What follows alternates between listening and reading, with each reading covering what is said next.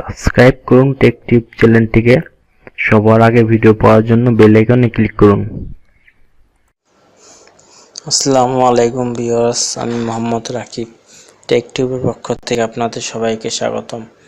আজকে আমি আপনাদের দেখাবো অ্যান্ড্রয়েড মোবাইলে কিভাবে প্যাটার্ন লক চেঞ্জ করতে হয়। তো চলুন শুরু করা যাক। তো এই জন্য আপনাকে প্রথমে সেটিংসে যেতে হবে।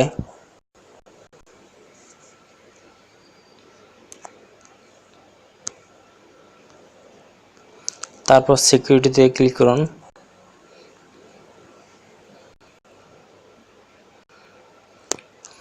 তো এখানে স্ক্রিন সিকিউরিটি স্ক্রিন লকের যে অপশন আছে সেটাতে ক্লিক করবেন। তো আপনার এখানে প্যাটার্ন লকটি ড্র করুন। তারপর আপনার প্যাটার্ন লকে ক্লিক করুন। তারপর আপনার ইচ্ছে মতন একটি প্যাটার্ন লক দিন।